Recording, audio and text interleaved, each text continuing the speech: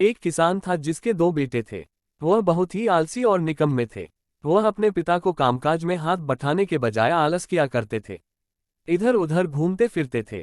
किसान को अपने बेटों की बहुत फिक्र थी। वो सोचते थे कि मेरे मरने के बाद इनका क्या होगा, यह अपना पेट कैसे भरेंगे, अपने परिवार को कैसे संभाल पाएंगे। एक दिन किसान की हालत बहुत ही गंभीर थी। कहने का मतलब किसान मरने की हालत में था।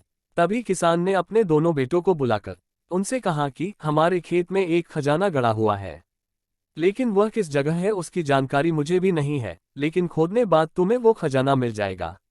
इतना कहकर किसान भगवान को प्यारे हो गए।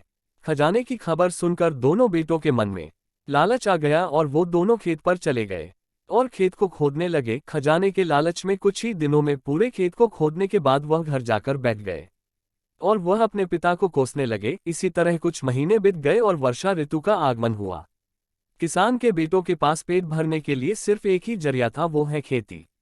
तब बाकी किसानों की तरह किसान के बेटों ने खेत में बीज बोने शुरू कर दिए।